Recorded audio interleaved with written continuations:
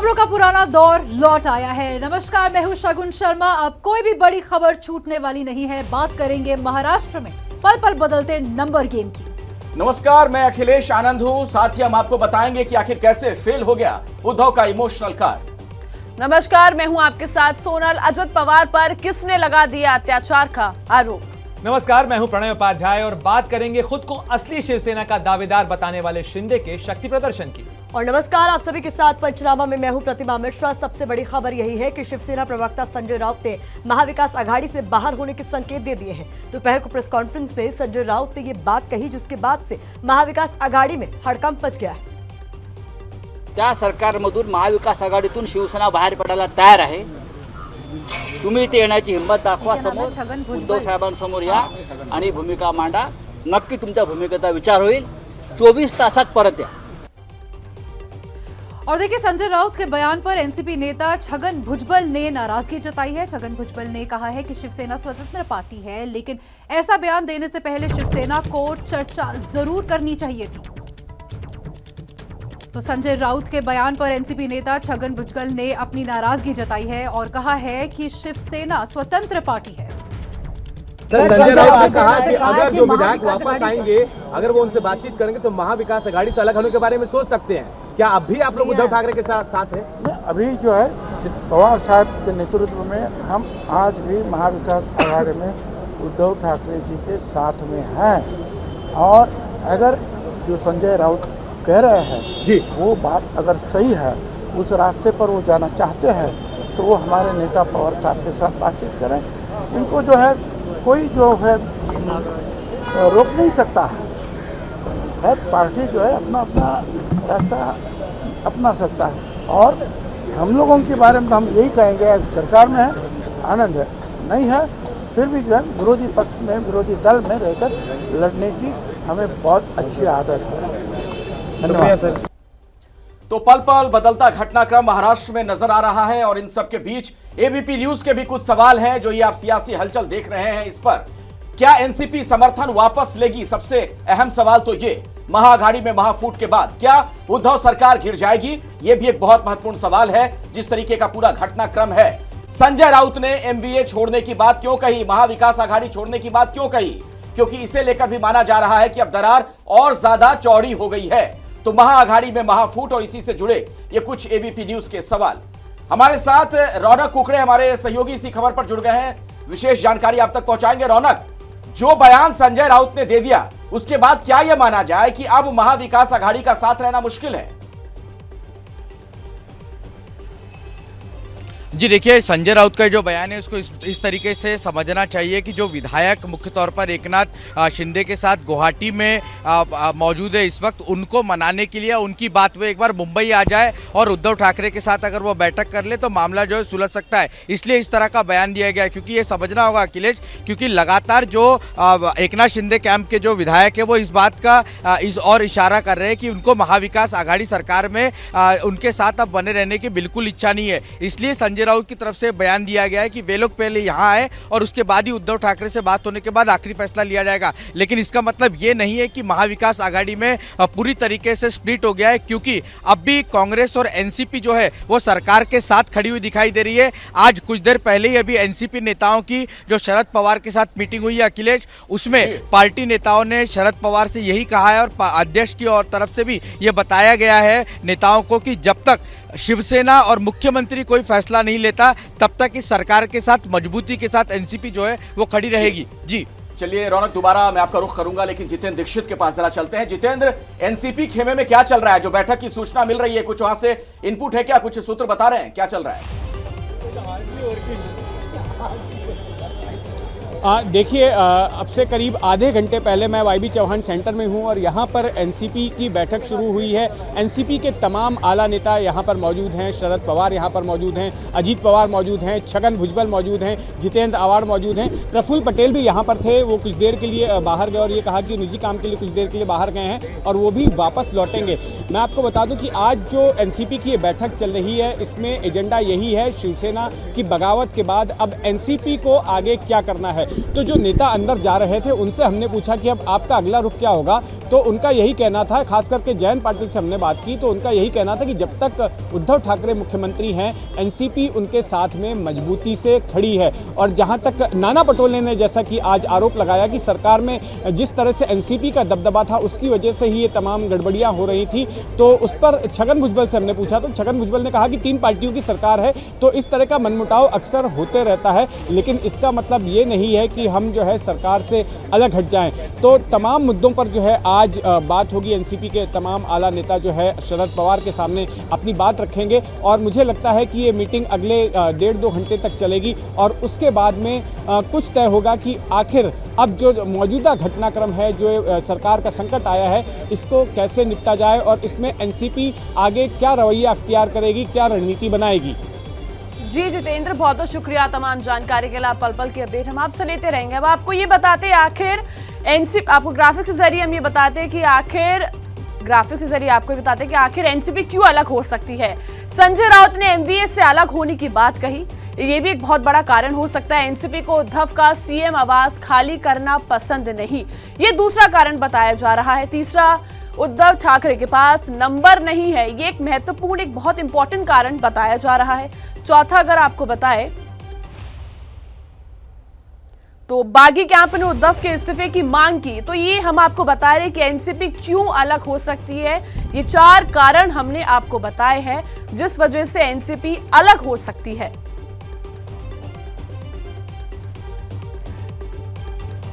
और बात करते हैं कि इस वक्त की एक बड़ी खबर जो आ रही है वो मुंबई से है कि एनसीपी के विधायकों की बैठक में राउत के महाअघाड़ी छोड़ने वाले बयान पर चर्चा भी हुई, जिसके बाद एनसीपी अब सियासी संकट पर फिलहाल वेट एंड वॉच की स्थिति में है। यानी महाराष्ट्र विकास अघाड़ी गठबंधन पर शिवसेना के फैसले का इंतजार किया जा रहा है। तो एनसीपी की महत्वपूर्ण बैठक चल रही। कल शरद पवार के साथ मुलाकात हुई थी उद्धव ठाकरे की, लेकिन बताया जा रहा है कि इस बैठक में समझाइश दी गई उद्धव ठाकरे को। उन्हें बताया गया कि कोई भी ऐसा कदम न उठाएं, लेकिन जिस तरीके से वर्षा बंगला जो कि मुख्यमंत्री का सरकारी आवास है उसे उद्धव ठाकरे ने खाली कर दिया, उसके बाद ऐसा माना जा रहा है कि एनसीपी के खेमे में इसको लेकर नाराजगी है।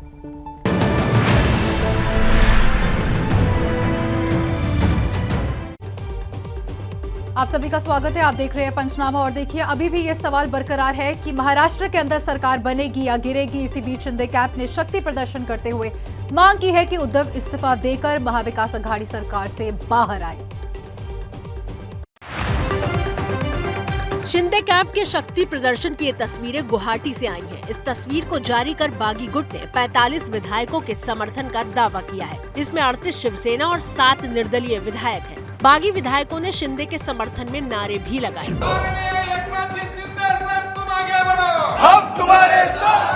खबर है कि इस बैठक में बागी नेताओं ने शिंदे की अगुवाई में लड़ाई जारी रखने का फैसला लिया है। सूत्रों के मुताबिक विधायकों के अलावा 17 सांसद भी एकनाथ शिंदे के संपर्क में हैं। महाराष्ट्र में शिंदे समर्थक भी जोश में हैं। ठाणे और नवी मुंबई में शिंदे के समर्थन में पोस्टर भी लगाए गए हैं। हालांकि गुवाहाटी से विधायक मुंबई कब लौटेंगे इसको लेकर कोई खुलासा नहीं हुआ है।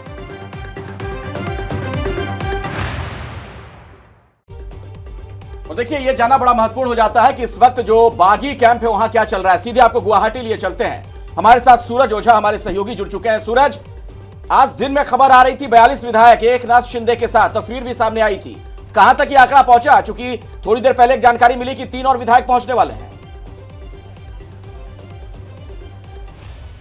जी बिल्कुल, अभी और भी विधायक पहुंचने वाले हैं और अभी एक और बड़ी खबर ये मिली है कि मीरा भाईंदर कॉन्स्टिट्यूएंसी से जो विधायक हैं गीता जैन वो भी गुवाहाटी के लिए निकल चुकी हैं। तो अब इनकी जो एकनाथ शिंदे की ताकत है उसमें लगातार इजाफा ही होते जा रहा है। देखिए मैं आपको रेडिसन ये होटल दिखा रहा हूँ जहाँ जो फिलहाल एक शक्ति कैंप बन चुका है, जहाँ से एकनाथ शिंदे अपनी ताकत पूरे देश को दिखा रहे हैं। महाराष्ट्र की राजनीति के बारे में वो बता रहे हैं कि कैसे राजनीति में वो चेंजेस ला रहे हैं। और आपको 3 बड़ी खबरें बता देता हूं।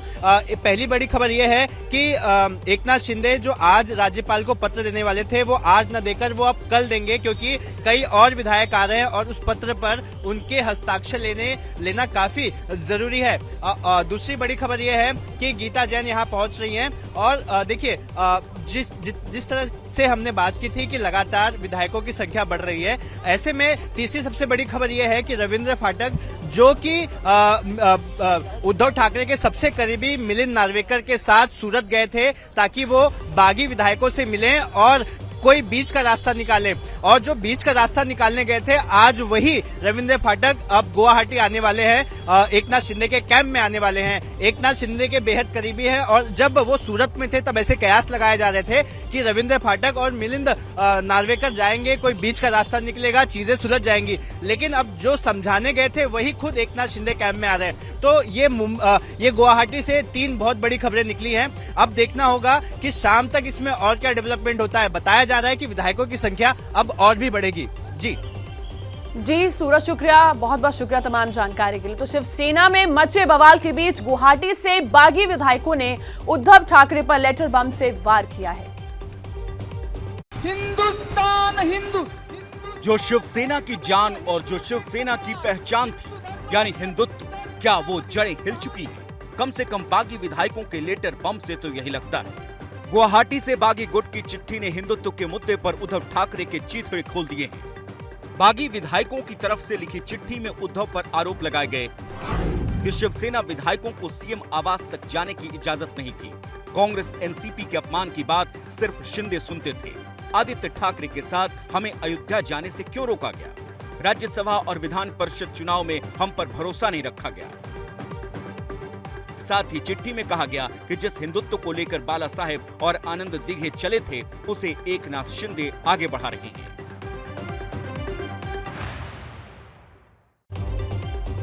तो पंचनामा में हम लगातार आपको बता रहे हैं कि महाराष्ट्र का राजनीतिक संकट किस तरीके से करवट ले रहा है। महाराष्ट्र में हिंदुत्व के मुद्दे पर शिंदे कैंप नाराज है, तो वहीं एनसीपी भी उद्धव ठाकरे से नाराज बताई जा रही है। एनसीपी के अध्यक्ष शरद पवार के घर पर आज पार्टी नेताओं की बड़ी बैठक हुई। सूत्रों के मुताबिक इस बैठक में शरद पवार ने साफ कर दिया कि अगर सरकार जाती है तो संघर्ष करने की तैयारी विधायकों को रखनी चाहिए।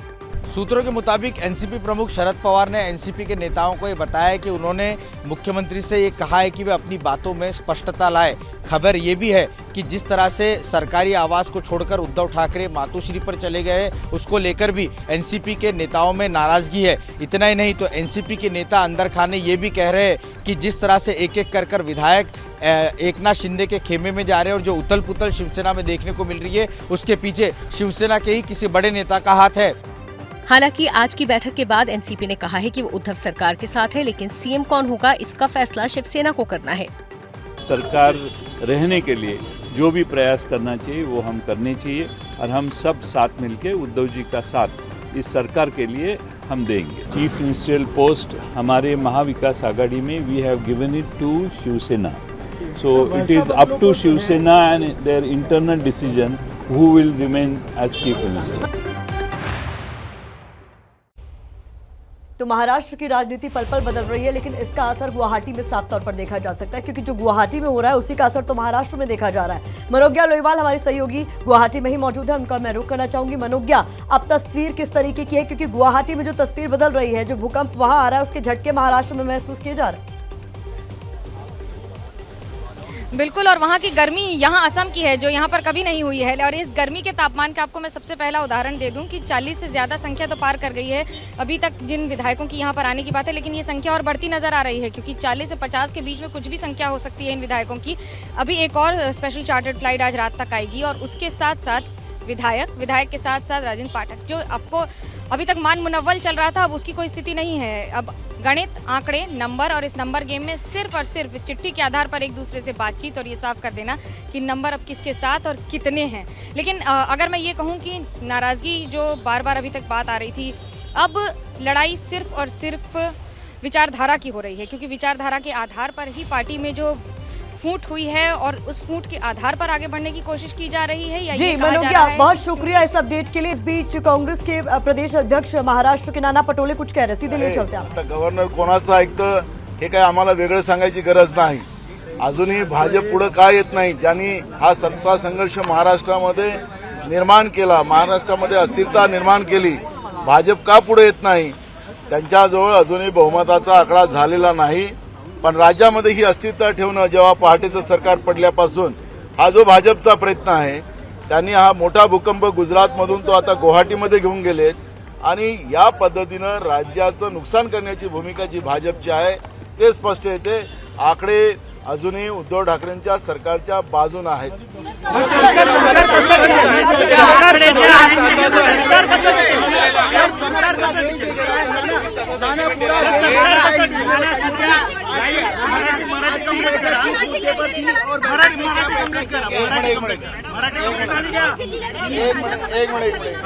मैं एक बार मराठी बोल के मैं हिंदी बोलता हूँ. मैं भाजपा को आह्वान करता हूँ, अगर महाराष्ट्र में अल्पमत में सरकार आई है तो उन्हें नो कॉन्फिडेंस लाना चाहिए. बात करना चाहिए कि एक्चुअली ईडी का डर बताकर जिस तरह से महाराष्ट्र की सरकार को अस्थिर करने का जो काम बीजेपी सरकार केंद्र के माध्यम से कर रही है, तो उन्हें बताना चाहिए आगे कि नो कॉन्फिडेंस के लिए सरकार तैयार है, पर वो नहीं करेंगी क्योंकि इस महाभारत के मूल वही है और वो राज्य में अस्थिरता बनाकर राज्य की जनता का नुकसान करना चाहती है बीजेपी, और इसी तरह अस्थिरता बनी रहेगी तो राज्य की जनता का नुकसान होगा. संजय राउत का बयान जो है वो उनके पार्टी के अंतर्गत मामले का है, वो महाविकास आघाड़ी के बारे में नहीं है और हम लोग पूरे सचेत है. आज हमारी जो मीटिंग हुई है उस मीटिंग में भी इस विषय की चर्चा हुई है. हम पूरे इस मामले पे नजर रखे हुए हैं और महाविकास आघाड़ी के साथ कांग्रेस खड़ी है.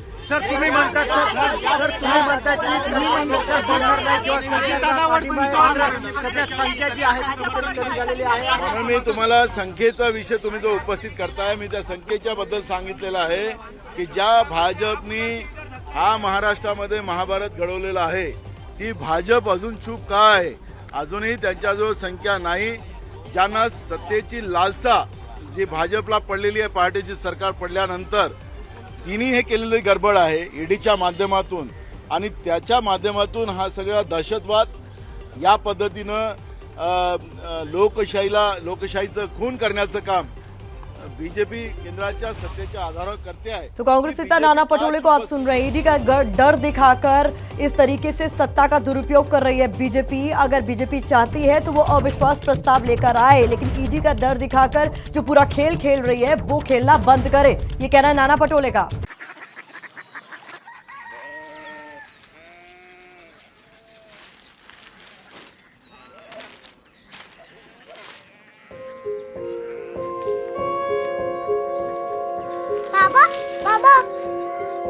कोरिया सिटी जानी ना.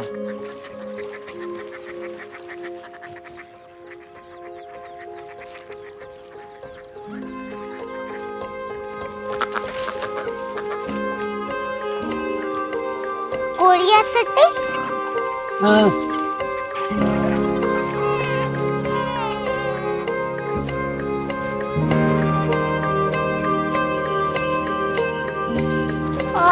कोरिया सिटी कहाँ पे है?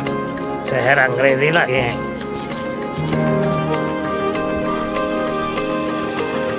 Korea city.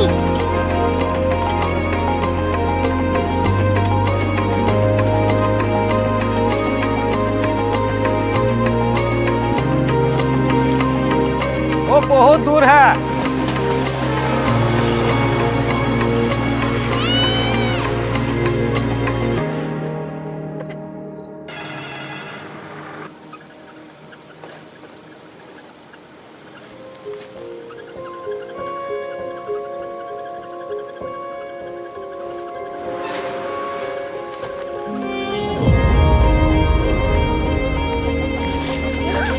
Korea city.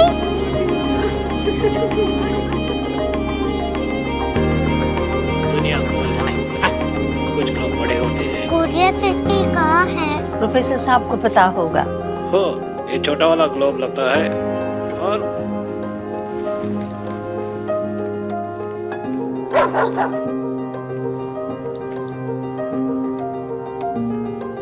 पता नहीं, मेरी बेटी से जाके मिल लो, शायद उसे मालूम हो.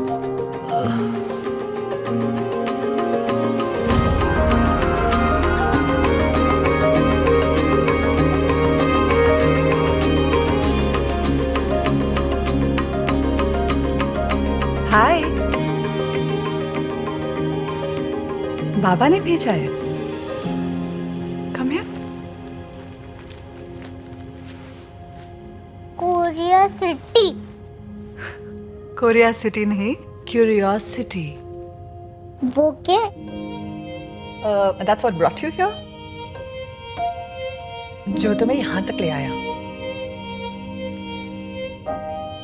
क्यूरियोसिटी।